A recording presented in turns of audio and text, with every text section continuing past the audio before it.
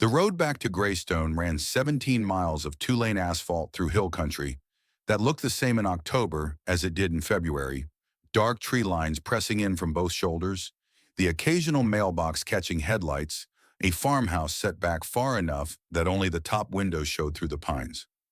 Caleb Morrow had driven it so many times that his hands knew the wheel adjustments before his eyes registered the curves. Left past the grain elevator, slight right where the old Beaumont property met the county line. Then the long, flat stretch that ran past the fairgrounds and the shuttered Texaco, and the abandoned bus shelter that sat between a stand of cedar trees and a rusted chain-link fence nobody had thought about in years. He was 40 minutes from the Henderson job and running on black coffee and the particular quiet exhaustion that came from 11 hours of finished carpentry, the kind of work that looked easy from across a room and destroyed your hands up close. His truck smelled like sawdust and linseed oil. The heater rattled at anything below 42 degrees, and tonight was 38 and dropping. The wipers ran on high and still couldn't keep up with the rain, which had been falling sideways since around 7 and showed no intention of stopping. Caleb was 38 years old and had lived in Greystone his whole life, except for 2 years at a technical college in Knoxville that he'd left without finishing because his father had a stroke and someone needed to run the shop. He'd built his business from that shop, a one-car garage behind his parents' house that he'd converted with his own hands into something real. Custom furniture, cabinetry, residential framing, when bigger jobs came through. He worked alone mostly, with his younger brother Owen picking up slack on the heavy lifts and the deliveries. He owned his house outright. He'd paid off the truck 3 years ago.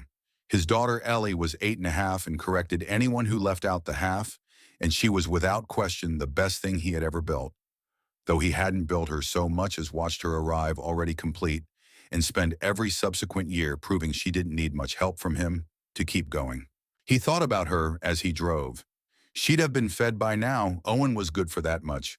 Always had something going on the stove by 6 and it was past 9. She'd be in her pajamas, the oversized flannel shirt she'd claimed from his closet 8 months ago and never returned. She'd be either reading or drawing maps. She'd been drawing maps of everything lately, the house, the school, the 2 blocks between the hardware store and the diner.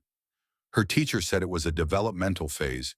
Caleb thought it was just Ellie being Ellie, which was to say she wanted to understand exactly where everything was and what it connected to. He was thinking about the maps when he saw the shape. It was the wrong geometry for that shelter. He'd driven past it 1,000 times and logged it in the back of his brain the way you logged familiar landmarks.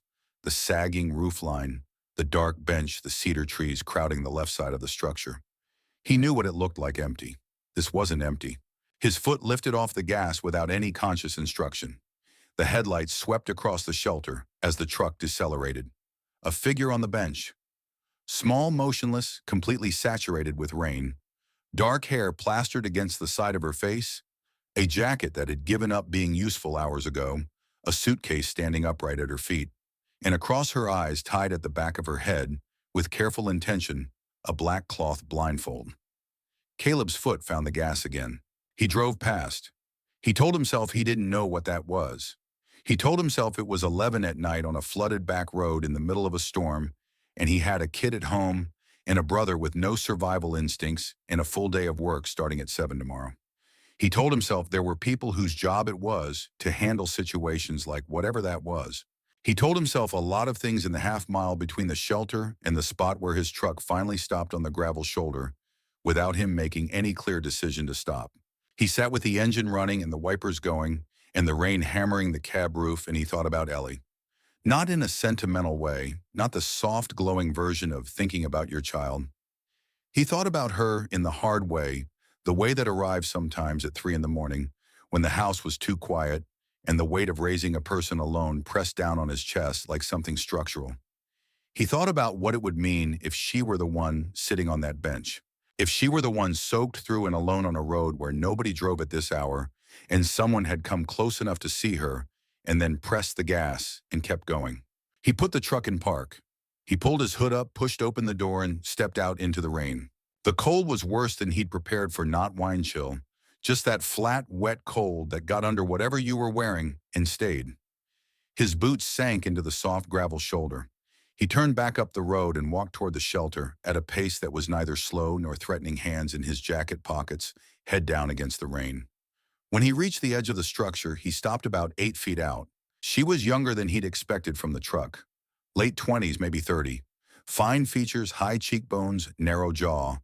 A mouth pressed into a line that communicated extreme effort.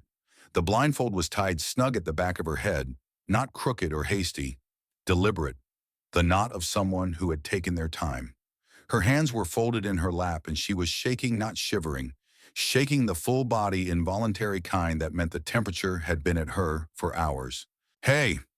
He kept his voice low and level, the way he talked to skittish animals and people who were already frightened. "Are you okay?" She went rigid. Every muscle locked at once, and her spine went straight and her chin came up sharp. She turned her face directly toward his voice with an accuracy that startled him. Not the uncertain turning of someone searching for sound, but a precise calibration, the movement of someone who had been locating the world by ear long enough to get good at it. "Who's there?" Not a question, a demand. "My name is Caleb Morrow. I'm a carpenter. I live 4 miles up this road. I was driving home and I saw you sitting here."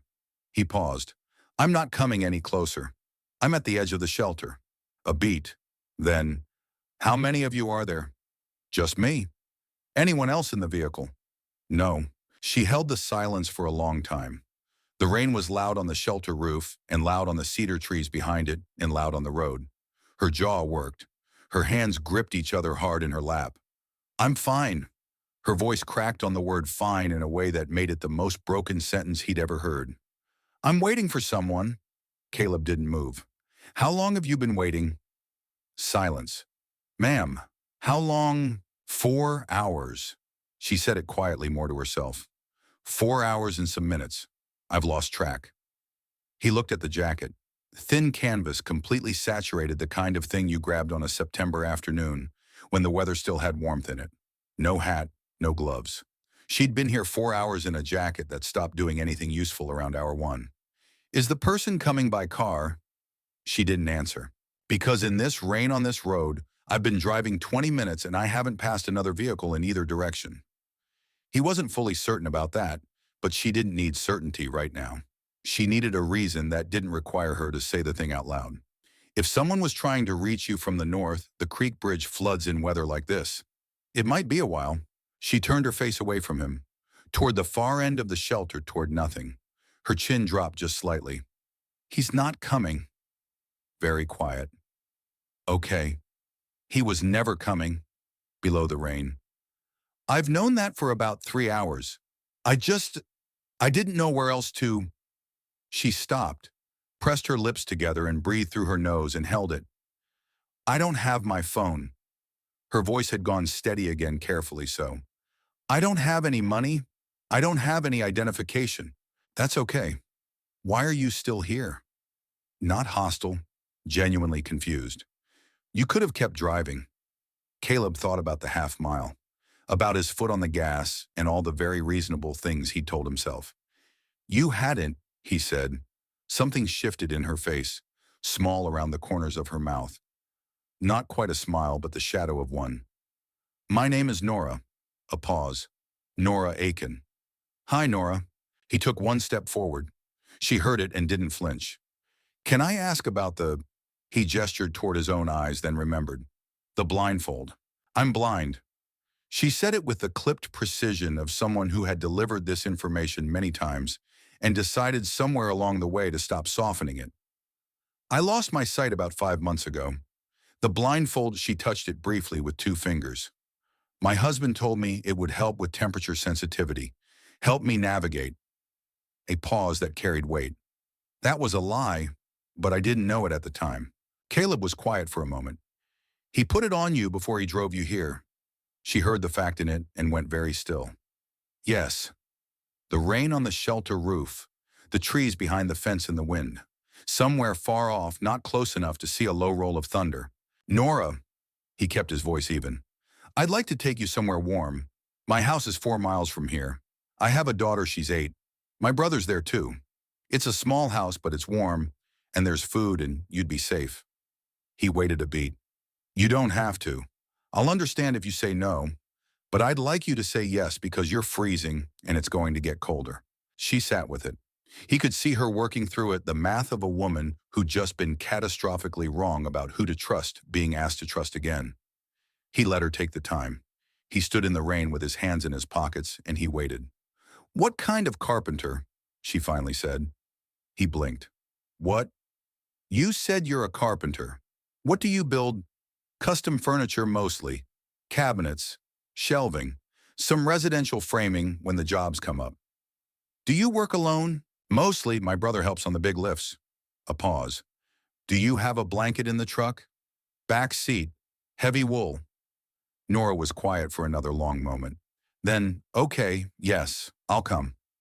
She stood, and the moment she was upright, she swayed a small sideways shift and grabbed the shelter post with both hands. He crossed the distance in 2 strides, one hand hovering near her elbow, without touching, waiting. "I have my suitcase," she said. Her voice was tight with the effort of standing. "Give me a second. I've got this. Take all the time you need." She found the suitcase handle by touch, lifted it, set her feet carefully under her, still shaking but steadier. "I'm going to need your arm to get to the truck." He heard what it cost her to say it. "Yeah," he said. "That's okay." He held out his arm. She found it, her hand closing around his forearm with a grip that was confident and deliberate, nothing tentative about it, and together they walked through the rain to the truck. She didn't say anything for the first mile. He'd wrapped the blanket around her before pulling back onto the road, a heavy wool thing from the back seat that had lived there through 2 winters, and she'd pulled it around herself without comment and sat with her hands folded on top of the suitcase in her lap. She'd taken off the blindfold in the truck, quietly working the knot loose with her fingers and setting it on the seat beside her without ceremony. Her eyes were dark brown and clear, tracking light and motion with the alert presence of someone who hadn't stopped looking, even after looking stopped working. He drove carefully. He gave her the silence. He was good at silence. 6 years of raising Ellie, mostly alone, had taught him there was silence that needed filling and silence that needed respecting, and this one needed respecting hard.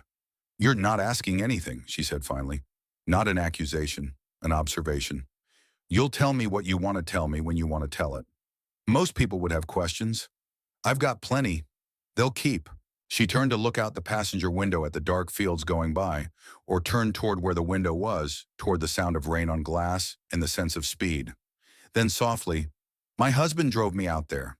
His name is Derek. We've been married 3 years. She paused. "He told me he was taking me to meet someone, a specialist, someone who might be able to help with my eyes. He said we were running late, that he'd be back in 20 minutes, that I should wait at the shelter." Caleb said nothing. "He packed my suitcase that morning.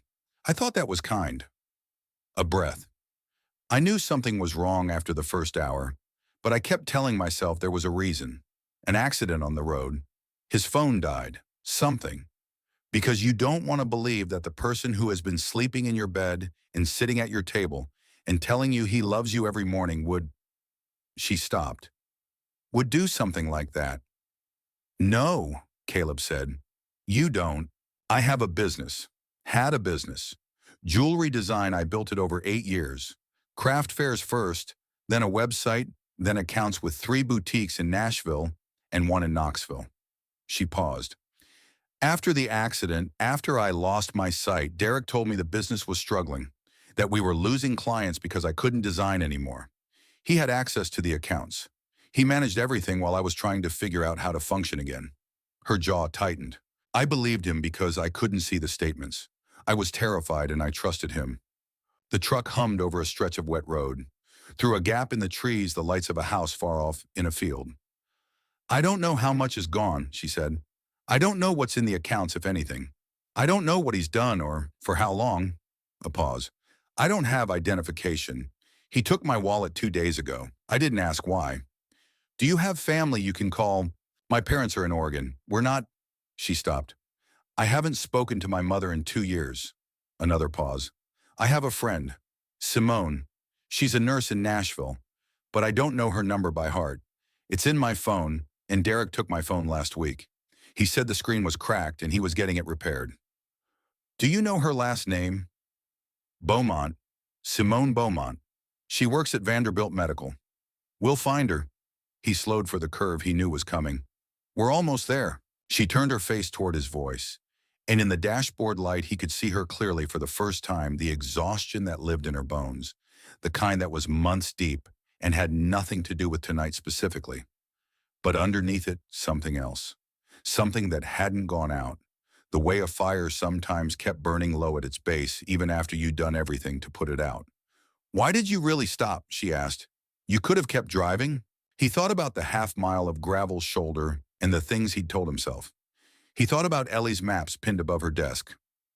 I've got a daughter, he said, 8 years old. Her mother left when she was 2, packed up, and went, and I haven't heard from her since. A pause. I understand something about being left, and I know what I'd want someone to do if Ellie was ever sitting alone in the rain somewhere. He glanced over. So I stopped. Nora didn't say anything for a long moment.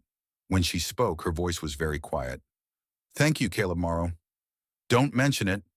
He turned off the county road onto the gravel lane that led to the house, the headlights sweeping across the dripping pine trees, and the split-rail fence he'd put in himself 3 springs ago. Through the front window, the warm glow of the living room light and the blue flicker of the television. We're here, he said. The house was small the way things were small when someone had built them with intention.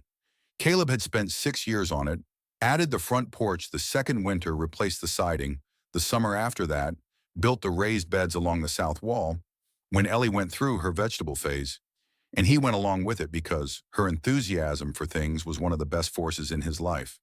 The shutters were yellow. Ellie had stood in the hardware store paint aisle for 25 minutes making her case, and he'd lost completely, which was the outcome of most arguments with Ellie. And the yellow shutters were one of the better things that had ever happened to the house. He helped Nora up the porch steps. She counted them under her breath, 2, 3, 4, and then they were inside into the wall of warmth and the smell of whatever Owen had on the stove, and the low sound of a sports broadcast from the other room. The footsteps came fast from down the hall. Then Ellie came around the corner in her socked feet, dark eyes wide the oversized flannel shirt, nearly to her knees, her hair coming out of the braids she'd started the day with. She stopped dead when she saw them. She looked at her father. She looked at the soaking wet woman in the doorway, with a blanket around her shoulders and a suitcase at her feet, and a blindfold no longer over her eyes but still in her hand. She looked at her father again. Dad, the tone that meant explain this immediately. Hey, Bug. He crouched down to her level. Her name is Nora. She was stuck out in the storm and I brought her here to warm up. Is Owen in the kitchen? He's watching the game. Ellie looked at Nora again, a long, serious, examining look, the look she gave things she was deciding about. Then she walked forward with the calm certainty of someone who had not yet learned to be self-conscious about caring, stopped directly in front of Nora and said, Hi, I'm Ellie. You're completely soaked. Nora's mouth curved, the first real unguarded thing on her face since Caleb had found her. I know. I'm sorry about your floor. It's okay, Dad put in waterproof when he redid it. He says it can handle anything. A pause direct. Your eyes aren't covered anymore, but you're not looking at me. Are you blind? Ellie, Caleb started. It's okay. Nora's smile held. Yes, I can't see. I lost my sight about 5 months ago. Ellie considered this with the focused seriousness she brought to math problems. What happened? Car accident. The damage was to the part of my brain that processes sight, not my actual eyes. So the eyes still work, but the information they send doesn't get read correctly anymore. That's terrible, Ellie said with complete sincerity, no performance. It was. It still is sometimes. But you adjust. Are you standing right in front of me? Yes, about 2 feet. How do you know I can hear where you are? Ellie absorbed this. Can she stay? She looked at Caleb. Can she have my good blanket, the thick one? She can stay. He straightened. She can have the good blanket. He looked at Nora. Bathroom's down the hall, first door on the left. I'll find you something dry to wear. He called toward the kitchen. Owen, we've got company. A pause, then his brother's voice carefully neutral. Yeah, who? Someone who needs a warm place tonight. Turn the soup back on. A beat of silence that meant Owen was making calculations. Then the sound of a pot being moved to the burner, and nothing else, which was Owen at his best, knowing when not to ask.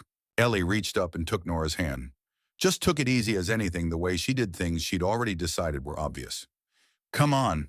I'll show you where everything is. The bathroom faucet sticks a little. You have to push in before you turn. And there's a half-inch step down at the doorway, so don't catch your foot. Nora's fingers closed around Ellie's hand.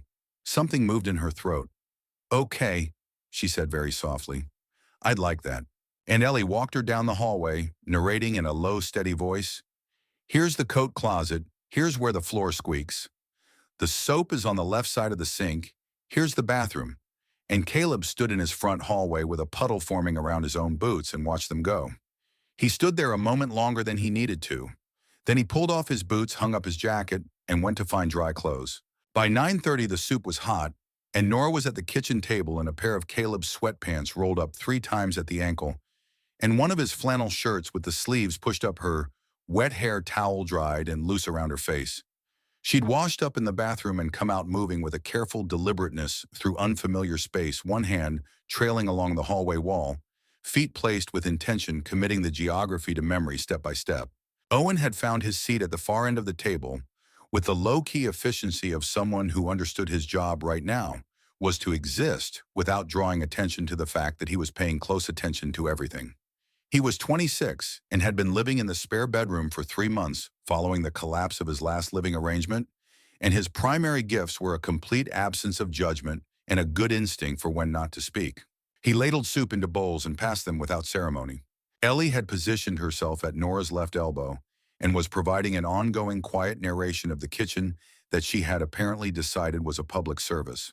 The window above the sink faces south. Dad put in the new faucet himself last spring. But it drips at night. He says he'll fix it. A pause.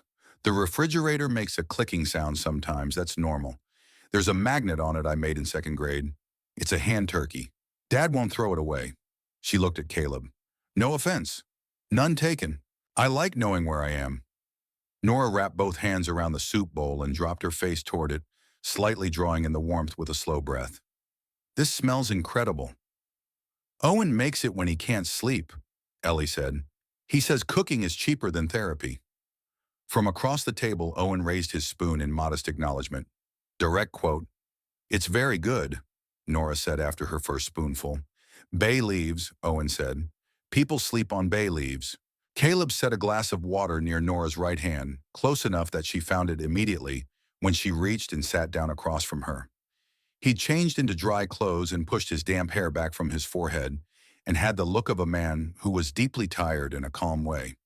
He ate without rushing. The clock in the hallway ticked. The rain on the roof had graduated from violent to something more steady and patient. It was Owen who said it not unkindly but straightforwardly, the way Owen did everything. You want to tell us what happened? You don't have to. But sometimes it helps to say it in a room. Nora set down her spoon, both hands flat on the table on either side of her bowl. A pause while she decided. My husband left me there, she said. Derek, my husband. He drove me to that bus shelter, told me he'd be back in 20 minutes and drove away. He's not coming back. She paused. He's been stealing from me, from my business accounts. I don't know for how long and I don't know how much, but I know it's been happening for months and I know tonight was deliberate. She stopped. He wanted me to disappear. It would have been easier for him if I just... She didn't finish. She didn't need to. Ellie had gone very still beside her. That's a very bad thing to do to a person. Her voice was small but certain. Yes, Nora said. It is. Are you scared? A pause. Yes, a lot. Ellie reached over and put her small hand on top of Nora's, laid it there palm down steady. Didn't say anything else. Just left it. Caleb watched his daughter and felt something press against the inside of his ribs. We'll find Simone tomorrow morning, he said. Simone Beaumont at Vanderbilt. We'll figure out the rest from there. One thing at a time. Nora turned her face toward his voice. The kitchen light fell on her features, the fine bones, the eyes that tracked and searched and found nothing visual, and somehow still managed to read everything in a room. You don't have to do any of this, she said. You don't owe me anything. I know, he said. She slept on the pull-out sofa in the living room under Ellie's best blanket, the thick merino one as promised. The rain continued its long retreat through the small hours, violent to steady to drizzle, to the damp quiet that meant it had finally given up. Caleb lay awake in his room for a long time. He was not by nature or by habit a man who spent time lying awake. He solved problems or he let them be, and either way, he slept. 6 years of being the only adult in a house with a child had calibrated him toward practicality, the way weather calibrated a farmer. You dealt with what arrived, and you didn't lie awake worrying about the storm that hadn't come yet. But tonight the thoughts wouldn't settle. He kept thinking about the deliberate knot in the blindfold. Not the fact of the blindfold itself, the knot. The care that had gone into it. The patience of someone who had tied it slowly correctly, making sure it would hold. He thought about what kind of person tied a blindfold onto their blind wife with that kind of care before driving her to an empty road in a rainstorm.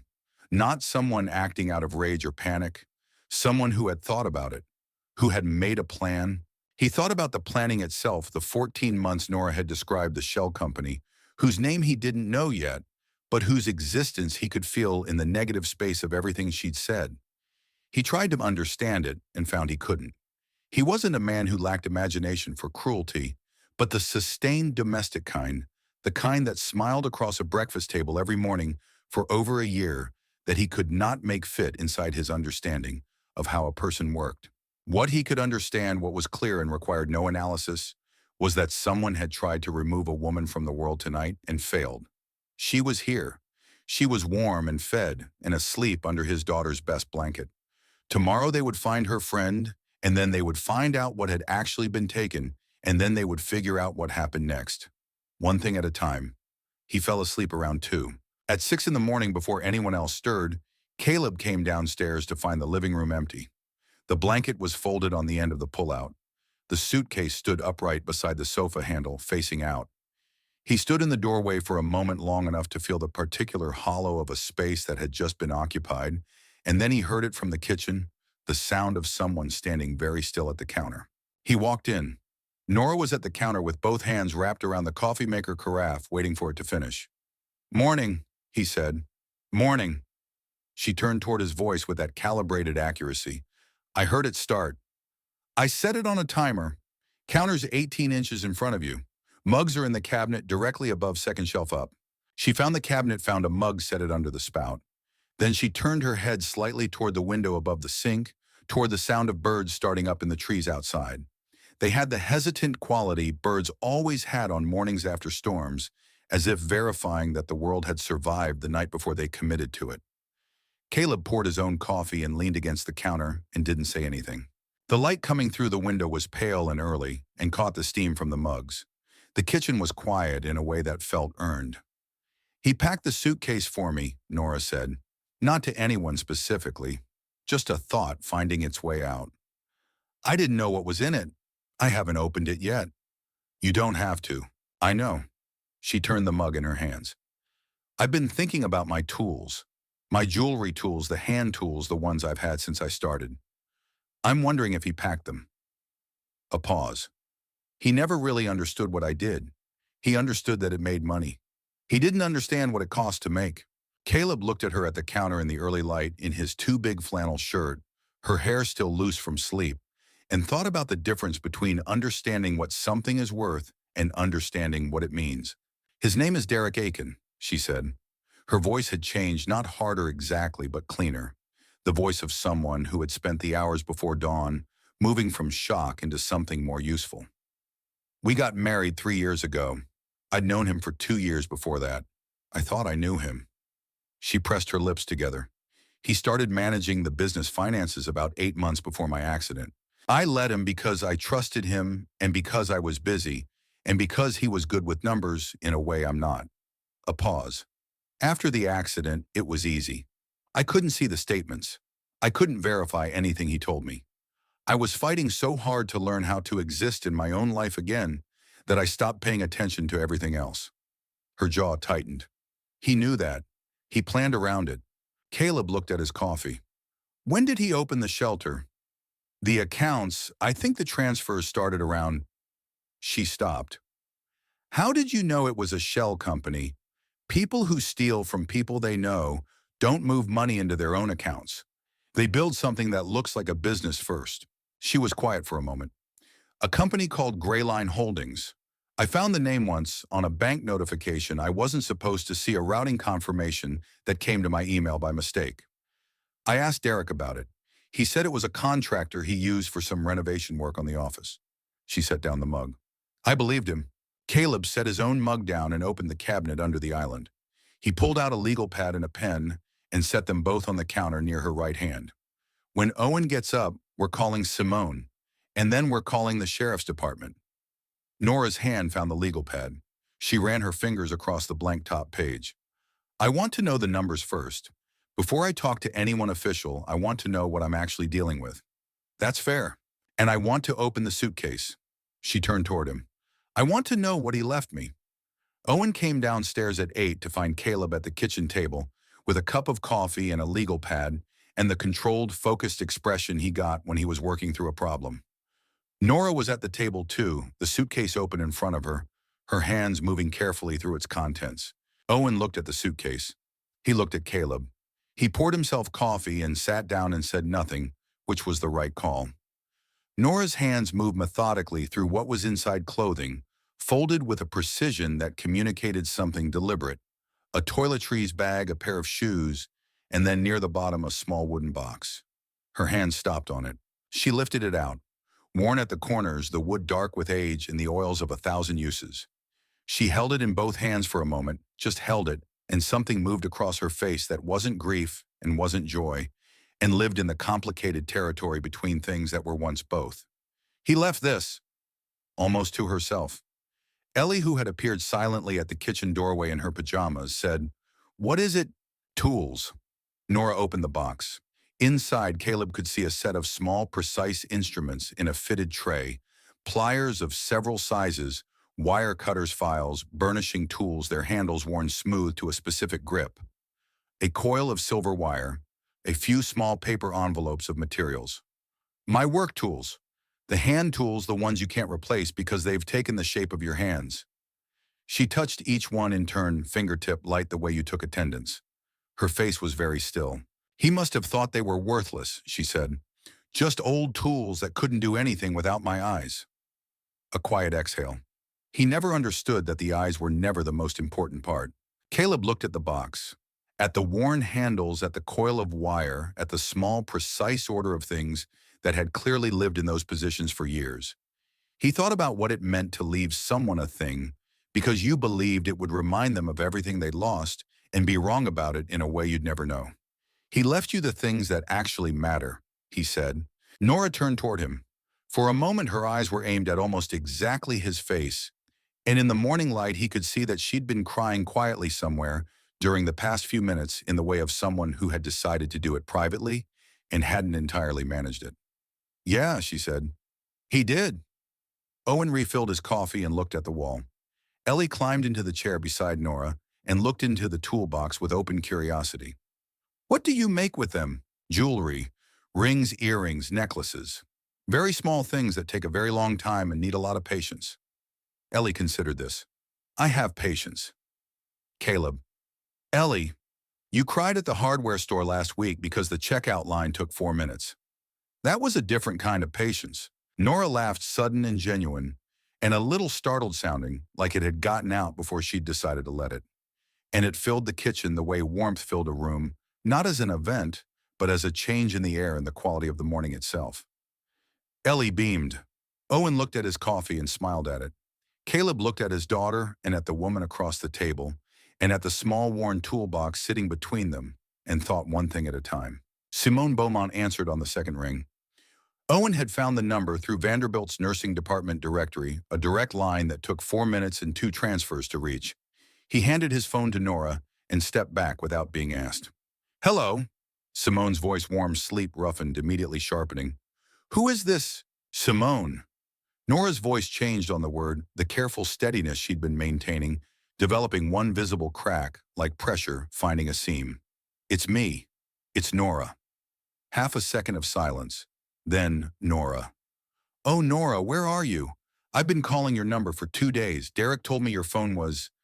She stopped, shorter pause, harder. Where are you right now? I'm in Greystone, Tennessee. I'm safe. A breath. Simone, I need to tell you what happened. I need you to listen to all of it before you say anything, because I need to get through it in one piece. Can you do that? I'm already sitting down, Simone said. Talk. So Nora talked. She went through it steadily, the drive, the shelter, the 4 hours, the things she knew and the things she suspected, the accounts, the wallet, the phone, the company name she'd seen once on a misdirected notification. She talked for 11 minutes without stopping, and the kitchen was completely silent around her the entire time. Owen with his coffee forgotten, Ellie very still. Caleb with his back against the counter and his arms crossed and his face doing the thing it did when he was holding everything inside at level.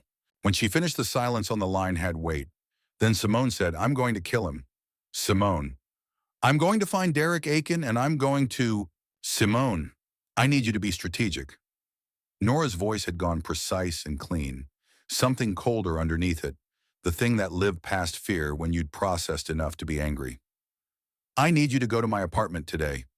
You still have the key from when you watered my plants this past summer. I need you to look at all the financial mail, anything from the bank, anything from my accountant. And in my studio, the desk, top right drawer, there's a green folder with business account statements going back 18 months. Hard copies. I kept hard copies because..." She stopped. Something moved across her face that looked like the bitterness of a very specific irony. "I kept hard copies because I liked being able to check things with my own eyes." A pause. Then Simone. "I'll go this morning. First thing, I'm off shift at 7. A pause. "Nora, are you really okay?"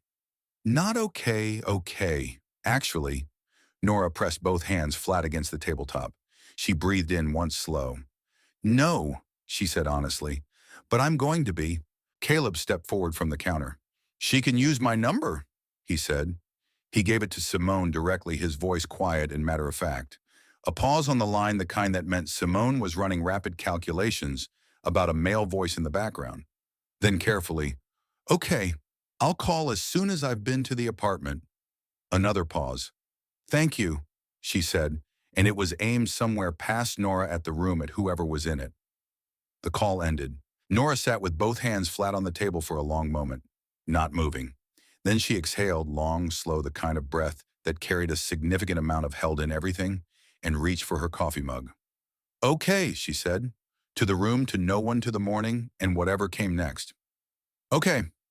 Ellie, who had been silent through the entire call, a personal record, said in a careful, small voice, "Is your friend going to help you?" "Yes." Nora's voice was steady. "She is." "Good." Ellie nodded with the air of someone who has arrived at a satisfying conclusion and is ready to return to important matters. She looked at the toolbox. "Can you teach me something about the jewelry? While we wait." Nora turned toward her. She reached out slowly, and her hand found the top of Ellie's head with easy accuracy, and she rested it there for a moment, the lightest, most deliberate kind of contact. "Yeah," she said. "I think I can do that." Outside, the last of the storm water was running down the driveway and into the drainage ditch along the county road, and the cedar trees along the property line were dripping their held rain into the soft ground, and the road stretched away through Greystone in both directions, empty and gleaming in the new morning light, looking for all the world like nothing at all had happened on it the night before. Except that something had. Something that 4 people sitting around a kitchen table in a small house with yellow shutters were only beginning to understand. Simone called back at 12:47. Caleb was in the workshop behind the house, a converted 2-car garage he'd insulated and fitted with task lighting, and a central workbench he'd built over 3 weekends and was quietly proud of. He was sanding a set of cabinet doors for a job in Millhaven, letting the rhythm of the work quiet the part of his brain that had been running at higher speed since the night before. He picked up on the second ring. "This is Simone Beaumont." Warmth still there, but something harder underneath the voice of someone who had spent an hour looking at something they'd been afraid to see and found it worse than expected. "I'm at Nora's apartment. I've been here about an hour." "Okay." Caleb set down the sanding block and leaned against the bench. "I need to talk to Nora, but I wanted to call you first."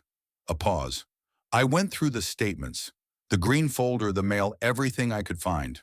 Another pause, shorter. "Mr. Morrow, I want to make sure I'm communicating this correctly. I need someone else to know the numbers before I tell her." Something settled in his chest, cold, heavy, not surprising. "Tell me." He heard her pull in a long breath. Her main business account, the operating account, was at $182,000 14 months ago.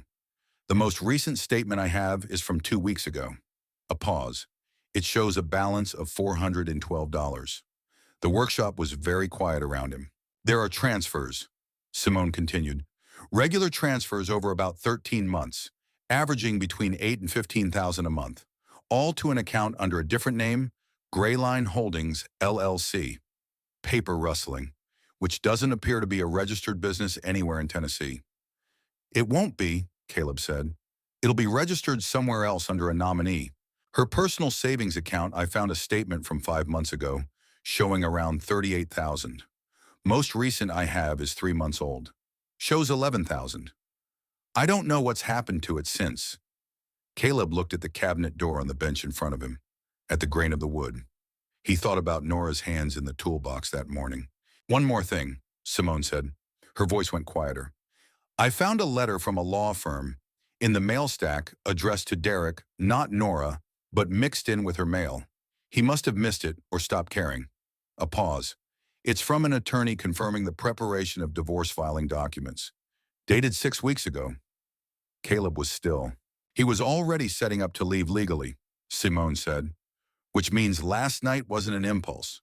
The apartment, the accounts, the legal filing, all of it was running in parallel. Last night was just the last step, Caleb said. Yes. He stood in the workshop and looked at the rectangle of pale sky through the small high window and thought about a man who had smiled across a breakfast table every morning for over a year while running this operation in the background. The patience of it, the coldness of it as a sustained choice made every single day. She needs to go to the sheriff's department today, he said. There's a detective named Ruth Hallen who's been here a long time. She's good. I know, I've already looked up the non-emergency line for Greystone. I'll take her. He pushed off the bench. Call her now. Tell her what you told me. I'll be there when she hears it. A pause, then Simone said, Thank you for stopping last night. Caleb didn't say anything to that. He hung up and went inside. He found Nora and Ellie in the living room. Ellie was reading aloud from a chapter book while Nora sat with the toolbox open in her lap, turning one of the small pliers slowly in her hands with the focused, tactile attention of someone relearning a language. She was very still, except for her hands. Nora, Caleb said from the doorway, Simone is going to call back in a few minutes. She's been at your apartment. Nora's hands went still on the pliers. It's not good news, he said. He kept his voice level. I want you to know that before she tells you so, you can hear it and keep standing. A pause. She set the pliers carefully back in the box and closed the lid and set it aside. How bad? Bad. Most of the business account is gone. Close to 14 months of transfers. He watched her face. He set up a shell company. Nora said nothing. Her hands were flat on her knees, pressing down the gesture he'd first noticed at the kitchen table that morning, steadying herself against something no one else could feel. There's also a letter, he said, from an attorney. He was filing for divorce. He'd been planning it for a while. The room held the silence. Through the window, a car passed on the county road, its sound rising and fading. The hallway clock ticked. How much? Nora asked. Her voice had gone very quiet. Close to 200,000 when you count both accounts. She sat with that for a long moment. The number hung in the air between them. Then she said, Okay. Not the okay of resignation, not the okay of someone absorbing a blow and going down, the okay of someone who had just received the full dimensions of a problem and was starting in real time to calculate what it would take to solve it. I want to go to the sheriff's department today, she said. I was going to suggest that. I want to file a report, and I want them to understand he's likely planning to leave the state if he hasn't already. She paused. Can you take me? Yes. Good. She found the edge of the sofa cushion and stood using it as a reference point. I'll need someone to help me read any documents they ask me to sign. I'll be there. Ellie looked up at Nora from her book. Are you going to be okay? Nora reached out and her hand found the top of Ellie's head with the same easy accuracy as before. She held it there a moment. Yes, she said. I'm going to be very okay. Outside, the morning had burned off into a clean, cold afternoon. The sky washed clear after the storm, the cedar trees still holding their last drops of rain. The road to Greystone ran in both directions, ordinary and empty, carrying in each direction the quiet weight of what happened to people when one person was willing to stop. Detective Ruth Hallen worked out of a low brick building on Greystone's main street that smelled like old coffee and industrial carpet, and had fluorescent lights that buzzed at a frequency designed to keep everyone slightly uncomfortable. She was compact mid-40s with close-cropped gray hair and the kind of listening stillness that good investigators developed over years, taking everything in without registering visible reaction to any of it. She had a yellow legal pad, a mechanical pencil, and a cup of coffee she'd been nursing since morning. She showed them to a small conference room and sat down across from them and said, "Tell me everything. Start from the beginning. Don't edit for relevance, I'll sort it." So Nora told it again. Third time in less than 24 hours, this one different from the others, more formal, more compressed, each detail placed with deliberate precision. Caleb sat beside her, and when she paused or asked him to confirm something, he did cleanly without adding to it. He let the story be hers. Hallen filled 2 full pages of the legal pad without a single interrupting question. When Nora finished, the detective sat looking at her notes for a long moment, organizing. "Grayline Holdings, LLC, Hallen said. "Your friend found the name on the transfer records." "Yes, she's sending photographs of the statements this afternoon." "I'll need those." Hallen made a note. "I'm also going to need your accountant's name, the bank where the business account was held, and any documentation of the marriage. Do you have any of that with you?" "Nothing," Nora said evenly. "No identification, no documentation, no phone. My husband removed all of it before he drove me to the shelter." Hallen looked at her steadily. "He removed your identification 2 days before. My phone a week before that. I didn't understand the pattern until last night." "His apartment," Caleb said. "Has anyone checked it?" Hallen picked up her desk phone without looking away from her notepad and said into it, "Can you run a current address check on a Derek Aiken, Nashville area, married to a Nora Aiken Greystone connection?" She set it down. "We'll know in 10 minutes. She looked back at Nora. "I want to be direct with you because accurate information serves you better than reassurance right now." She said it without softening the directness of someone who had learned to respect the people sitting across from her. "What you're describing is felony theft, potentially multiple counts given the shell company and the systematic nature of the transfers. The abandonment itself is a criminal act under Tennessee statute. Leaving a disabled person in conditions that endanger their health or safety, that's a separate charge class, D felony, carries up to 4 years on its own before we touch the financial crimes." Nora's hands were flat on the table. "What's the timeline?" "That depends on how much time we have. Do you know where he might go?" "He has a cousin. Somewhere in western Tennessee, I heard him mention it once. A property somewhere rural." "I don't have a name." A pause. "And there was someone else. A woman. I don't know her name. I noticed signs for the last several months, and I chose not to examine them because I had enough to deal with." Hallen wrote, "Any reason to believe he has plans to leave the state?" "He's been planning this for over a year," Nora said. "He's not impulsive. Whatever comes next is already decided. Then we move fast." Hallen stood gathering her legal pad. "I'm starting the warrant process today on the abandonment charge. That's the cleanest avenue factually. Financial crimes take longer to untangle. But I want those statements from your friend as soon as she can send them." She looked at Nora, then at Caleb. "She's staying with you?" "Yes," Caleb said. Something settled in Hallen's expression. Not warmth, exactly more the satisfaction of one working person recognizing another's competence. "I'll be in touch before end of day." The call came in at 4:30. Hallen's voice had a new edge under the professional neutral, the edge of someone who had made calls and gotten information that confirmed what they feared. "His apartment in Nashville has been cleared out," she said. "Landlord says he moved out 8 days ago. Lease terminated by mutual agreement." A pause. 8 days ago. Caleb was standing in the kitchen. Nora was at the table. He looked at her and said steady, "He was already gone before he drove you to the shelter." She absorbed this without moving. 8 days. He'd had no home to go back to when he put her in that car. The shelter wasn't the end of his evening. It was an errand. "We're running the shell company registration," Hallen continued. "And I've flagged his passport with Customs and Border Protection. If he tries to leave the country, we'll know. The abandonment warrant will be drafted by tomorrow morning." "What about where he went?" Caleb said. "Working on it. The cousin, if he has property in western Tennessee, it's registered somewhere. We'll find it." A pause.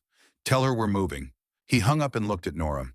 She'd heard enough from his side of the conversation to fill in most of it. He planned the apartment 8 days out, she said. Not a question. Working through the architecture of it. He had a full exit plan. The accounts, the legal filing, the apartment, the shelter location. She stopped, her jaw set. He thought of everything. He didn't think of me, Caleb said. She turned toward his voice. The kitchen light was going gold with the late afternoon. No, she said. He didn't account for someone stopping. Owen left on a Tuesday. He'd been in the spare bedroom for 4 months, 3 before Nora arrived one after, and he sat on the back porch with Caleb one evening, with a beer in his hand, and the careful expression of someone who had thought about what they were going to say. I've got a sublet offer in Knoxville, he said. Through a friend. I think it's time. Caleb looked at his own beer. You don't have to go. I know I don't have to. Owen looked at the dark tree line at the back of the property. You've got a full house. I've been in your spare room for 4 months, and that was always supposed to be temporary. A pause. She's good, Caleb. She's really good. He said it without elaboration and didn't need to. Owen moved out that Saturday. 2 boxes, his laptop, and the specific kitchen items he'd accumulated, a good knife set his Dutch oven, a jar of bay leaves. He hugged Ellie for a long time at the door and told her she was the best person in the state of Tennessee, and she told him that was accurate. He nodded at Nora, who was standing in the hallway, and said, The bay leaves are in the cabinet above the stove. Don't let him forget them. She smiled. He left. The house reconfigured around his absence without difficulty. Nora had been working in the workshop for 2 weeks when Caleb came in from the house one afternoon and found her at the secondary bench with a length of silver wire, and both hands moving with a slowness that had nothing tentative about it. It was the slowness of concentration of a person reading every millimeter of a material through the only instruments they had. He sat at his own bench and started in on a set of shelving brackets and didn't say anything about what she was doing. The workshop sounds layered his handplane, her wire bending the ventilation fan, the occasional car on the county road. About 20 minutes in, she spoke without looking up. You've got a problem with that corner joint. He looked at the bracket in his hands. What corner joint, Anam? The one you've been working on for the last 10 minutes. I can hear the plane catch. It's not sitting flush. There's a gap somewhere on the left side. He turned the bracket over. She was right, a hairline gap where the miter hadn't fully closed, invisible, from the front, audible apparently to someone listening to how a handplane sounded when it met resistance it shouldn't have. He looked at her. She was still working her wire. How do you hear that? I've been listening to how things sound when they're right for 5 months. You learn the wrong sounds faster. He went back to the bracket, reset the miter, ran the plane again, and this time it was clean. They worked for another hour without speaking, and it was one of the better hours the workshop had held in a long time. Hallen called on a Thursday morning 11 days after the first visit. Caleb was at the workshop bench. He put it on speaker without Nora asking. The shell company registration came back. Hallen said, Grayline Holdings, LLC, was filed 13 months ago in Delaware, nominee registered agent, post office box address in Brentwood. The analyst we brought in pulled the thread. A pause with weight in it. It connects back through 2 intermediate accounts to a personal checking account registered to Derek James Aiken. Nashville address. Nora was very still at her bench. We have the warrant, Hallen continued. Abandonment charge is signed and active. Financial records warrant was approved yesterday.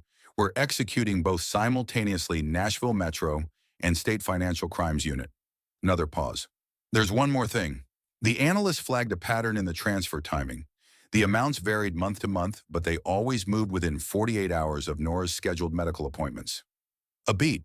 He was moving money when he knew she'd be occupied and stressed. The workshop was quiet. He timed it to her appointments, Caleb said. Every single transfer. Nora set down the wire she was working.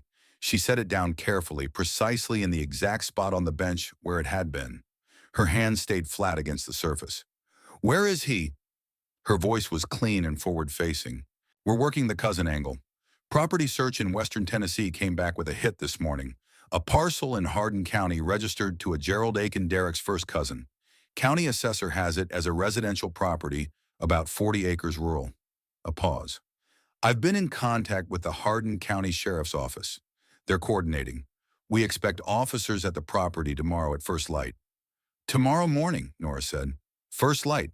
That evening, Dana Feller walked into the Greystone Sheriff's Department and asked to speak with Detective Hallen. Caleb heard about it from Hallen directly in a call that came at 8:15 while Ellie was doing homework, and Nora was in the workshop, and the house had its usual evening sounds around him. She came in on her own, Hallen said. No attorney, no coercion. She sat down and talked for 2 hours and 40 minutes. Donna Feller was 31 years old. She'd worked at a financial advisory firm in Brentwood, the same firm Derek Aiken had listed as his employer on his Nashville lease application 18 months ago. They'd been in a relationship for 14 months. She'd known about the transfers not from the beginning, but after about 3 months, when the amounts stopped matching what she knew of Derek's stated finances, and she'd started asking questions he couldn't answer cleanly. She stopped asking, Hallen said. She knew. She chose not to know harder. That's her exposure accessory after the fact, possibly conspiracy, depending on what the DA's office decides to pursue. She's agreed to full cooperation. What did she give you? Everything. Texts, emails, account records she had access to through the relationship. A pause. And one thing she'd been sitting on since she walked in the door. Hallen's voice shifted, not softer, just more deliberate. Derek Aiken was married before Nora. First wife named Carol Briggs married him 4 years ago, divorced 2 years later. She moved out of Nashville and nobody much followed up because it looked like a mutual separation. A pause. Dana says the financial pattern in that marriage was identical. Different amounts, different accounts, and same structure. And Carol Briggs has been unreachable by anyone who knew her since the divorce. Caleb was standing at the kitchen window. The yard was dark. In the workshop at the back of the property, the light was on. He's done this before, Caleb said. We're opening a parallel inquiry into Carol Briggs. Nashville Metro will handle that side. A pause. I'm telling you because I want you to understand what we're dealing with. This wasn't something that started with Nora. She wasn't a target because of circumstance. She was a target because this is what he does. Caleb looked at the workshop light. He thought about Nora's hands on the toolbox that first morning, about the deliberate knot in the blindfold, about a man who had sat across a breakfast table from 2 different women in 2 different years and made the same patient cold calculations both times. Does she need to know about Carol Briggs tonight? He said. No. Tomorrow after the arrest when we have him. A pause. How is she? He thought about the honest answer. She's working, he said. She went back to work. A beat of silence that meant Hallen understood what that cost and what it meant. Good, she said. I'll call you at first light. He went out to the workshop. Nora was at the secondary bench with a piece she'd been building for 3 days, small elements of hammered copper that she was fitting together by touch with a patience that had no performance in it. She knew he'd come in. She always knew when he came in. Hallen called, he said. He sat at his bench across from her. Dana Feller came in voluntarily tonight. She's cooperating fully. Nora's hands kept moving on the copper. What did she give them? The full financial trail, texts and emails, enough to close the warrant package tight. He paused. And something else. He looked at his bench. Derek was married before you, a woman named Carol Briggs. The financial pattern in that marriage was the same structure, same approach. She's been unreachable since the divorce. Nora's hands went still. The workshop held the silence, the ventilation fan, the faint sound of the county road. There was someone before me, she said. Yes, and she's gone. Not a question. The flat, factual voice she used when she was receiving information that hurt and choosing what to do with the hurt. They're looking into it. She sat with that for a long time, long enough that the copper piece in her hands warmed from her grip. Then, he practiced, she said. Her voice was very quiet. On someone else first. He built the system and he practiced it, and then he came to me, and he did it better. A pause. Carol Briggs. She said the name like she was committing it to memory. Does she have family? I don't know yet. Find out. She set the copper down carefully. When this is over, when there's something concrete, find out. She turned toward him. She deserves to know someone looked. Caleb looked at her across the workshop, at the steadiness in her face, the exhaustion underneath it, and the thing underneath the exhaustion that had been growing steadily since the night he'd found her. The quiet, forward-facing, undefeated quality of a person who kept choosing what to do with what had been done to them. "I'll find out," he said. She picked up the copper piece and went back to work. He watched her hands for a moment, the way they moved over the material with a sureness that had come from somewhere much older than the last 5 months, and then he picked up a piece of his own work, and they sat in the lit workshop while the Tennessee night settled around the house, and neither of them said anything else, and it was enough. At 5:47 the following morning, 3 vehicles from the Hardin County Sheriff's Office turned onto a gravel drive 40 miles west of Greystone and stopped in front of a low wood-sided house surrounded by walnut trees. A dog barked inside. A light came on in a back window. 2 deputies went to the front door.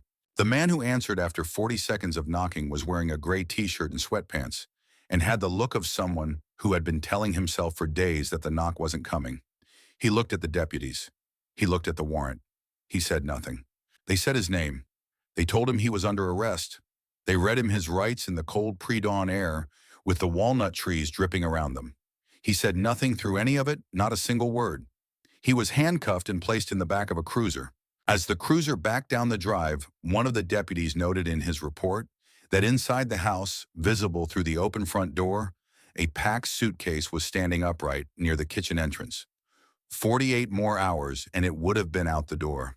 Helen called Caleb's phone at 6:14. He was already at the kitchen table, and the dark coffee in hand had been since 5. "He's in custody," Helen said. Her voice had the quality of a long-held breath, finally being released carefully. "Hardin County has him. We're arranging transfer to Nashville Metro this morning, coordinating with the DA's office for arraignment." A pause. "It's done." Another pause. "Tell her. She should hear it first." Caleb set the phone down. He sat in the quiet kitchen for another minute listening to the house. The ticking clock, the refrigerator hum, the faint creak of a floorboard settling in the cold. Then he heard it from the living room, the sound he'd been hearing most mornings for 2 weeks now. The soft, precise sound of wire being worked in careful hands. She was already awake. He stood, picked up his mug, and walked to the living room doorway. The lamp cast a small circle of warm light over the pull-out sofa where Nora sat with her toolbox open and the silver wire moving between her fingers with a slowness that was its own kind of language. "Nora," he said. She turned her face toward his voice. "It's done," he said.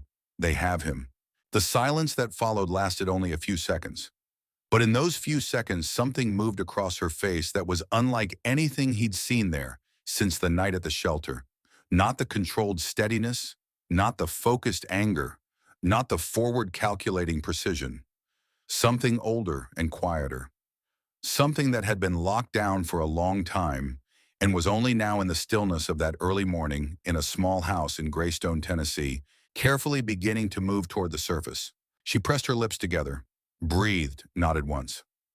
"Okay," she said, and this time the word was different from every other time she'd said it.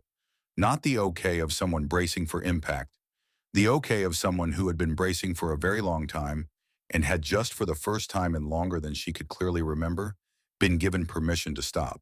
Outside, the sun was coming up over the ridge. The cedar trees caught the early light in their wet branches and held it briefly before letting it fall to the ground. The road ran on in both directions, empty and ordinary looking, exactly like a road on which nothing had happened. The arraignment happened on a Thursday. Derek Aiken was brought before a Nashville Metro judge at 2 in the afternoon, wearing the gray t-shirt and sweatpants he'd been arrested in, standing at the defense table with a court-appointed attorney he'd met 40 minutes earlier. The charges were read aloud in the flat procedural language of the law: felony theft over $10,000, 3 counts fraudulent transfer of funds, financial exploitation of a vulnerable adult, abandonment of a disabled person under Tennessee Code, Class D felony carrying up to 4 years before the financial charges were even considered. The judge set bail at $250,000. Derek Aiken did not have $250,000. Every account connected to Gray Line Holdings had been frozen within hours of the warrant executing. His personal accounts held less than $900. No property in his name, no vehicle registered to him, no family member in Tennessee willing or able to post bond. He was remanded to custody without a word from anyone at the defense table. Holland called Nora at 3:15 with the summary. Nora was at the workshop bench. She listened with both hands flat on the surface and asked 2 questions: the bond amount and the account freeze status. And when the call ended, she stood still for a moment, then picked up her wire and went back to work. Caleb watched from across the room and said nothing, because he'd learned by now that this was not avoidance. This was how she processed through her hands through the material, through the act of making something where nothing had been. That evening at the kitchen table, Ellie looked up from her homework and asked, "Is it really over now?" Nora turned toward her voice. "The arrest part is over. The trial comes next a few months away." A pause. "But he can't reach anyone from where he is." Ellie filed this information with the methodical seriousness she brought to things that mattered. "Good," she said, and went back to her homework. It was, Caleb thought, one of the most complete responses anyone had offered all day. The assistant prosecutor assigned to the case was a man named Carl Whitfield, angular, precise 39, with the kind of methodical intelligence that built airtight cases rather than brilliant ones, and had learned over 12 years that airtight lasted longer. He called Nora the week after the arraignment and spoke for 40 minutes without wasting a sentence. "The transfer records are the foundation," he told her. 13 months consistent amounts, all routing through Gray Line Holdings back to a personal account in his name. That chain doesn't leave room for interpretation." A pause. "The abandonment charge is actually cleaner factually. Your condition, the weather, the duration, the removal of your identification beforehand, he stripped you of every tool you'd need to survive or seek help. That sequence tells the jury everything about intent without requiring us to explain it." "What will the defense argue?" Nora asked. "Your reliability as a witness. They'll suggest your disability affects your perception of events. They'll imply you misunderstood the financial arrangements. They'll frame the shelter as a miscommunication between a troubled marriage." He paused. "Can you sit with all of that in a courtroom and not react?" Nora's voice was level. "I've been sitting with worse than that for 18 months. A week in a courtroom is nothing." A brief silence, then Whitfield said, "That's the right answer." And she heard him write something on his legal pad. The financial recovery came in pieces over the following weeks. A forensic analyst spent 3 weeks untangling the Gray Line Holdings structure, the Delaware registration, the nominee agent, the 2 intermediate accounts designed to slow exactly this kind of unraveling. At the end of it, they had a clear picture of what had moved and where it had gone. Of the full amount transferred, $174,000 from the business account, $27,000 from personal savings, 58% was recoverable. The remainder had moved through a second shell structure into accounts closed and liquidated before the warrant executed. Gone in the way money went when someone had planned its disappearance over months. Hallen delivered the number on a Wednesday morning. She came to the house rather than calling, which told Caleb something about how she felt about the news before she said it. Nora sat at the kitchen table and heard the number 58% recovered, pending civil judgment execution, and was quiet for a long moment. Then, "What's the dollar figure?" Hallen told her. "Enough to restart," Nora said. Not a question. A calculation completing itself in real time.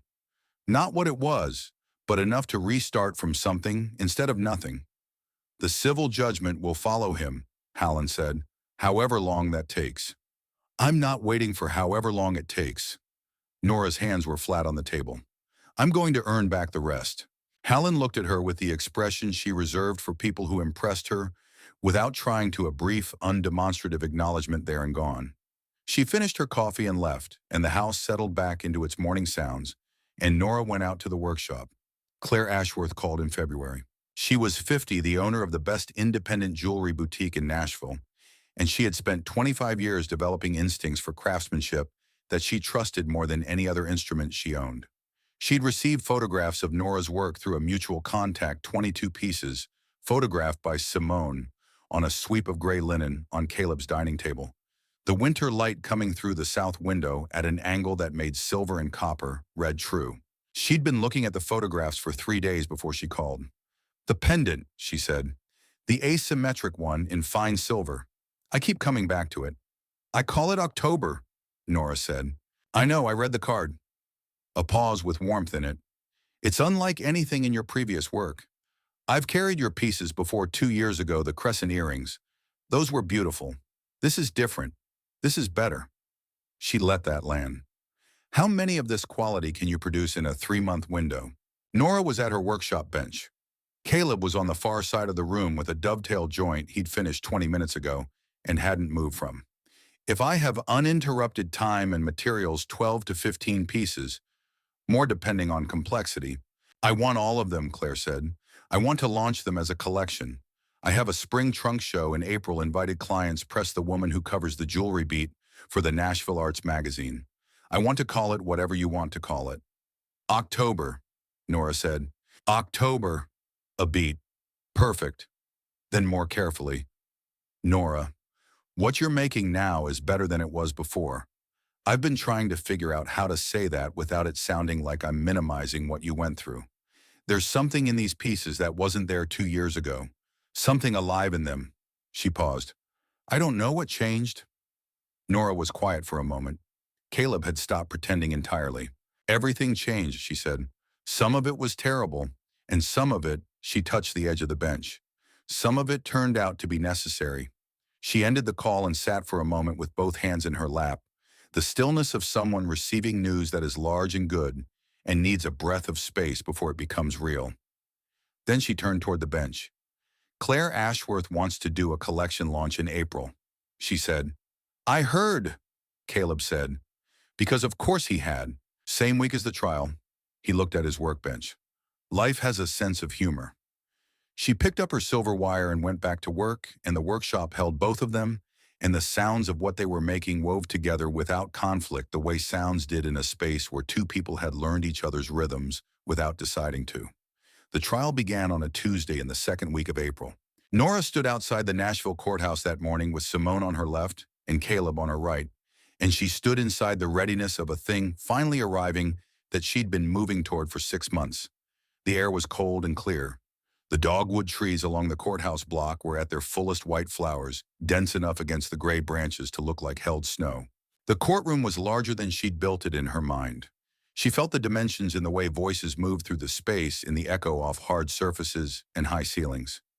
She found her seat in the gallery with Caleb's hand briefly at her elbow. The light navigational contact released the moment she was settled.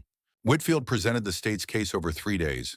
The forensic analyst walked the jury through 13 months of transfer records with the patient thoroughness of someone who had spent weeks learning to make complex information feel inevitable.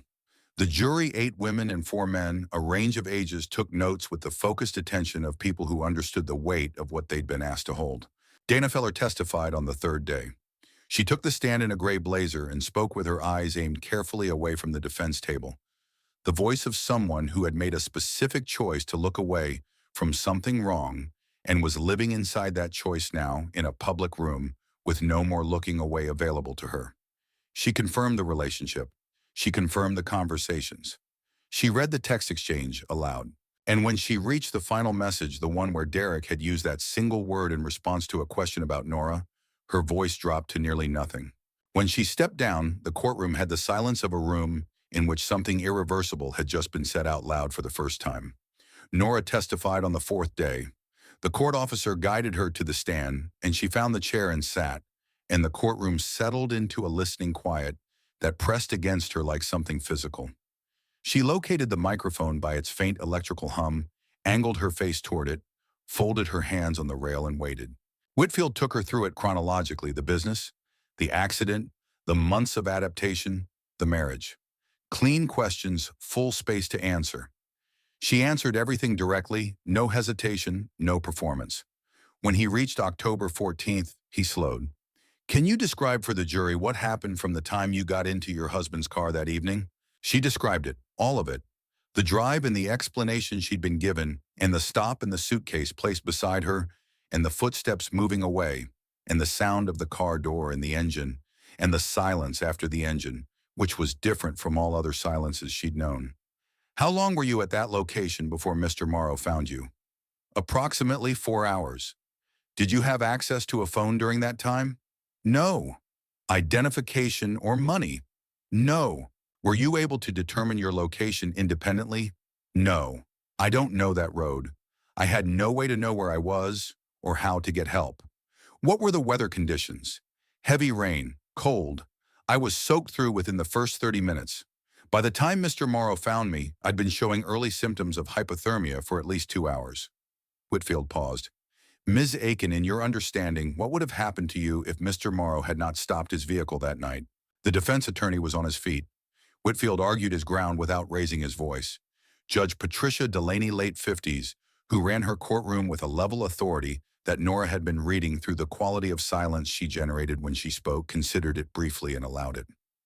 Nora was quiet for a moment, not hesitating, thinking precisely. I had been sitting in heavy rain in approximately 38-degree weather for 4 hours, she said. I was wearing a light jacket. The shelter had no walls. I had no means of summoning help and no way to move to a safer location. I had nothing and no one. A pause shorter. If Mr. Morrow hadn't stopped, I believe I would have become medically critical within 1 to 2 additional hours. I don't know with certainty what would have happened after that. Her voice stayed even. But he knew. When he tied that blindfold and drove me out there and walked away, he knew exactly what he was leaving me to. The last sentence landed and stayed in the room. The cross-examination lasted 90 minutes. The defense attorney was skilled and professional, working through the angles. Whitfield had predicted reliability as a witness. The suggestion of misunderstanding, the implication that a woman without sight might have difficulty accurately reporting events. He asked each question in a sympathetic tone, as if the whole exercise was an act of careful concern for her. Nora answered everything with the same measured accuracy she'd brought to the direct examination. When he suggested she might have been confused about the financial arrangements she laid out with precise detail, every record she had kept, every date she had lost, account access, every specific thing Derek had told her, and exactly when he had told it. When he suggested the shelter night might have been a miscommunication, she said, he removed my wallet from my purse 2 days before he drove me there. He took my phone a week before that. He had moved out of our shared apartment 8 days prior to that night. These are not the actions of a man who intends to return. The defense attorney moved on. He had nowhere else to go. When she stepped down, she navigated the 3 steps without breaking stride, found the court officer's arm, and was guided back to the gallery. She sat. Simone's hand covered hers immediately. On her right, Caleb's arm pressed against hers, not a gesture, just contact, and she pressed back, and that was enough for both of them.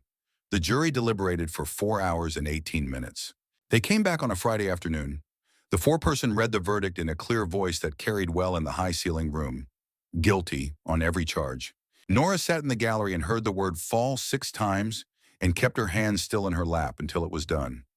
When the judge struck her gavel and the room broke into movement and noise, Simone pulled her close, and Nora gripped her back and pressed her face into her shoulder for one private moment, just one, and then straightened and was composed again, though her eyes were bright in a way that had nothing to do with composure.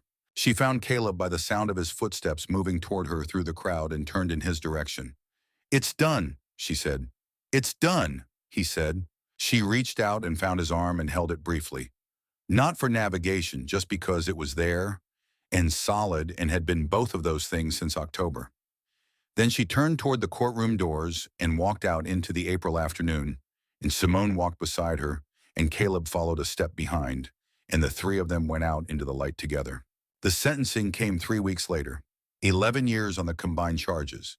The civil restitution order was entered for the full amount, plus interest to be pursued against any assets recoverable, and Whitfield's office, as he'd promised, was pursuing it with the same thoroughness he'd brought to everything else.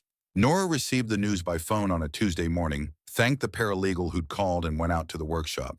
She worked for 4 hours on a piece she'd been planning for weeks, a necklace, the most complex thing she'd attempted, a graduated series of interlocking forms in sterling silver that required each link to be calibrated against the next entirely by touch. She'd been designing it in her hands and in the space between feeling and making for almost a month. She finished it in June. She called it Warrant, which made Claire laugh for a full minute when she heard it, and which sold for 3 times the price of anything in the October collection. The trunk show had opened the last Saturday of April, 1 week after the verdict. Claire had titled the event simply October. New work by Nora Aiken. Cream card stock, clean typography, mailed to 400 names, plus the press contacts Claire had built over 15 years. The response, as Claire put it in a call 3 days before, better than I have words for, and I have a lot of words. Simone drove Nora to Nashville the evening before.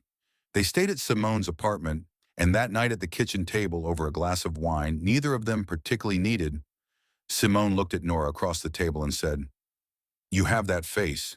"What face?"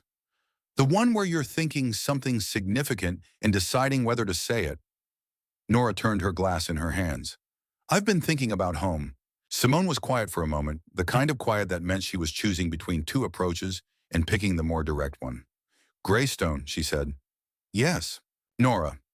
Simone set down her glass. I say this with everything I have for you. That man has been in love with you since November. He built you a workspace. He reads you legal documents without framing it as a favor. He moves things into reach without announcing it. He made you coffee the first morning when he had no reason to, and he's been making it every morning since. A pause. I'm not telling you what to do. I'm just reporting what I observe, since someone in this conversation needs to use their eyes. Nora was quiet for a long time. I know, she said finally, and I'm terrified. I know you are. The last time I trusted someone completely. I know what the last time was, Simone said, and I know what this time is. They're not the same thing, Nora. They're not even close to the same thing. Nora sat with that. The apartment was quiet around them, the city outside doing what cities did on Friday nights, indifferent and continuous. No, she said eventually, they're not. The show opened at noon, and the room filled within the first 30 minutes. 22 pieces on low pedestals along 3 walls, the lighting adjusted for the way silver and copper held warmth differently than they reflected it. Claire had given each piece a small card name, material nothing else because context could be a crutch, and these pieces didn't need one. Nora stood near the back of the room with Simone and read the crowd through sound. She'd learned to read rooms this way. Weight of attention had its own acoustics, the way genuine response slowed footsteps, while polite appreciation kept people moving. This crowd was slowing. She could hear it in the pauses near certain pedestals in the conversations that dropped lower when people got close to something and needed to be quieter with it. October, the asymmetric pendant in fine silver, sold in the first 35 minutes. Claire appeared at Nora's elbow, slightly breathless, in the way of someone running a successful event and not minding at all. 3 people asked about it simultaneously. I had to make a very difficult call. A pause. The copper cuff is gone. Both crescent earrings. The hammered collar piece sold 20 minutes ago, and I have 2 people on a list for a second. I can make a second, Nora said. Claire touched her arm briefly. The journalist is here.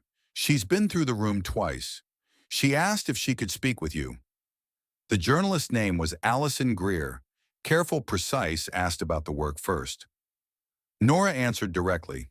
She talked about heat as information about texture, as language about the way losing one sense had forced fluency in the others she'd been taking for granted. Then Allison asked, there's clearly a before and after in this work. I can feel it without knowing the story. Can you tell me what the after was? Nora was quiet for a moment. Around them, the boutique moved with the soft sounds of an event going right. A lot happened, she said. Some of it was terrible. Some of it changed me in ways I wouldn't have chosen and wouldn't choose now if given the option. She touched the edge of the pedestal beside her.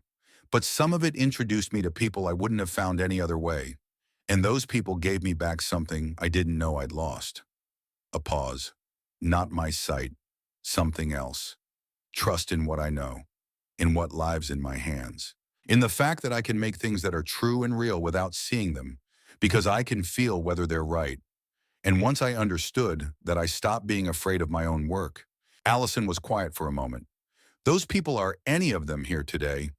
One is, Nora said. My best friend. She's standing about 10 feet to my left and doing a very poor job of pretending she's not listening to this conversation. From 10 feet away, Simone made a sound that was equal parts laugh and protest. Caleb and Ellie arrived at 3:15. Nora heard them come in, Ellie's voice first, already cataloging the room, and then the quieter presence of Caleb a step behind her. Ellie appeared at Nora's side and took her hand in the direct way she always did, no ceremony about it. There are so many people, Ellie said, low enough to be a whisper, loud enough to carry to the nearest 2 pedestals. I know. Claire looks like she's been crying. That's probably good. Come on, I'll walk you through. And Ellie walked her through her own show, describing each piece, its position, the card, the people standing near it, while Nora touched each one in turn, running her fingers over surfaces she'd built from nothing, verifying with her hands what she already held in memory. Caleb followed a few steps behind. He moved through the room, slowly looking at each piece with the attention he brought to things, made well, noting the decisions, understanding the thinking that had produced them. He stopped in front of the pedestal where October had been. Empty now, the pendant gone, but the small card still there. Claire appeared beside him. That one went in the first 35 minutes. A woman drove up from Memphis, specifically saw the photographs online, and came the same day. A pause. She told me it was the most alive piece of jewelry she'd ever held. Caleb looked at the empty pedestal, at the small card with its two words. Yeah, he said. Claire looked at him. She made it in your workshop. She made it herself. I know she did. Claire picked up the card, turned it once, and set it back down. But she made it there, in that space with that bench under her hands. A pause. That matters. He didn't respond to that. He put his hands in his jacket pockets and went to find Nora and Ellie. They drove home in the late afternoon, the sun going low behind the western ridge, the Tennessee countryside moving past in long gold light. Ellie was in the back seat working on her story in the notebook she carried everywhere, muttering occasionally to herself. In the passenger seat, Nora sat with her hands in her lap, in the stillness of someone who had done something large and was sitting inside the completion of it. They were on the county road about a mile from the house when Caleb said, "How does it feel?" She thought about the honest answer. Like starting, she said. The best kind of starting where you know what you're doing and you're doing it for the right reasons. They drove the last mile without speaking, and the house came into view with its yellow shutters catching the last of the evening light, and Caleb turned onto the gravel drive and stopped the truck, and nobody moved to get out immediately. Ellie was deep in the notebook, or listening, or both. Nora, Caleb said. She turned toward him. He'd thought about this since February. He drafted versions of it in his head and rejected all of them for being either too much or not enough. And he'd arrived eventually at the understanding that the only version that was true to who he was would be simple and say the thing without dressing it up. I'm in love with you, he said. He kept his eyes forward on the house and the yellow shutters and the porch light he'd left on. I have been for a while. I didn't say it before because the timing was wrong every time, and I didn't want it to feel like pressure when you already had enough weight on you. But the weight's mostly lifted now, and I'm tired of not saying it. Silence in the cab. Ellie turned a page in her notebook. You moved things so I could find them, Nora said. He waited.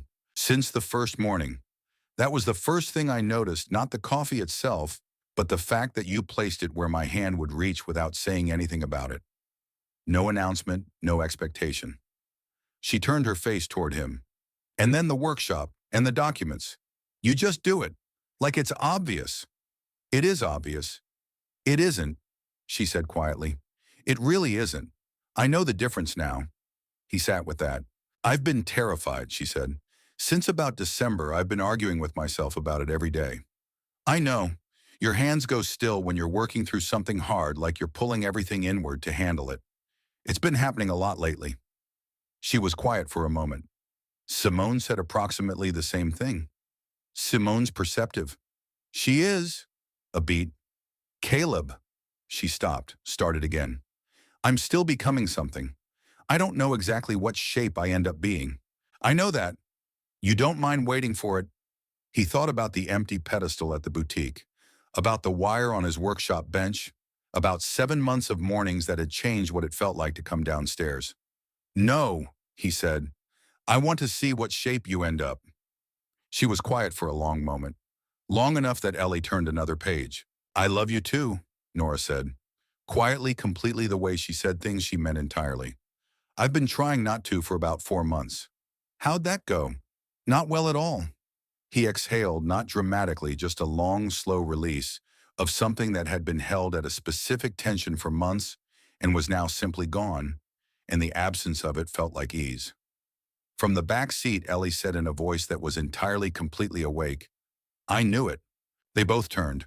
She had her notebook on her knee and her pen in her hand, and the expression of someone who has been waiting for a story to arrive at the right moment and recognizes it when it does.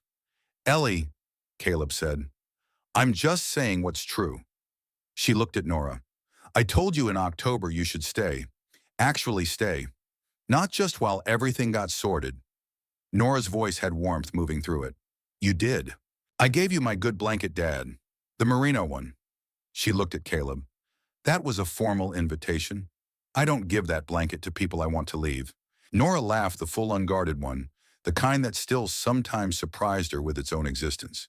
It filled the cab of the truck and went out the slightly cracked window into the April evening, and Caleb sat and listened to it and felt it not as an event, but as a condition, something that had moved into the air around him and showed no sign of leaving. He reached over and found her hand in the dark between the seats and held it. She turned her palm up and held his back, and they sat like that, while the house waited in front of them, with its porch light on and its yellow shutters going gray in the dusk. Behind them, Ellie wrote something in her notebook and underlined it twice. 4 months later, on a Tuesday afternoon in August, the workshop held the last light of the day through the high window, the kind of late summer light that came in low and warm and turned sawdust in the air to something that looked almost valuable. Caleb set down what he was working on. Nora, he said. She looked up from the bench, turned toward him in the listening way he knew as well as he knew his own hands. I want to marry you, he said. No speech, no preamble, he'd decided against both of those weeks ago. I want you to keep building your work here. I want Ellie to have you for the rest of her growing up. I want the mornings. He paused. All of them. She set down her pliers, both hands flat on the bench for a moment, feeling the full weight of something, before answering it the way she always did with things that mattered. He'd learned that this pause was not uncertainty. It was respect for the question. Yes, she said. He crossed the workshop. She found him by the sound of his footsteps, and by the way a room shifted when he was close. Something she'd learned to read the way she read everything through what it did to the air around her. When he put his arms around her, she rested her face against his collar and felt the solid fact of him, the build of a man who made things with his hands. The warmth of someone who had moved objects into reach without being asked, and stayed in the rain on a cold October night because she was there, and he couldn't not. I found a ring, he said. I need you to tell me if it's right. He put it in her hand. She held it between her fingers and turned it slowly, reading every surface. A simple band, not plain a small raised form on top, that she turned under her fingertip and recognized after a moment, her breath catching once small and precise. That's a crescent, she said. Like the earrings. The first things you made in this workshop. She held the ring for a long moment. Outside the high window, the August light was going amber, and the cedar trees along the property line were still, and the county road was quiet. It's not wrong, she said. Her voice had the fullness that had been building in it since October, since the truck on the gravel drive, since every morning she'd come downstairs and found the coffee already placed within reach. The fullness of a word that meant exactly what it said. It's exactly right. He held her in the warm workshop, and neither of them said anything else for a while, and the tools on the secondary bench sat arranged in their order. The order she'd established herself methodically over weeks, so that each one was always in the place her hand expected it, and the last of the August light came through the high window and caught the silver dust on the surface and turned it briefly bright before the day let go. The road outside ran in both directions through Greystone Ordinary and opened the same road it had always been. The same road where one person had stopped, and everything that followed had followed from that. Not from a grand decision, from a small one made in the dark in the rain 1/2 mile past the point where it would have been easy not to.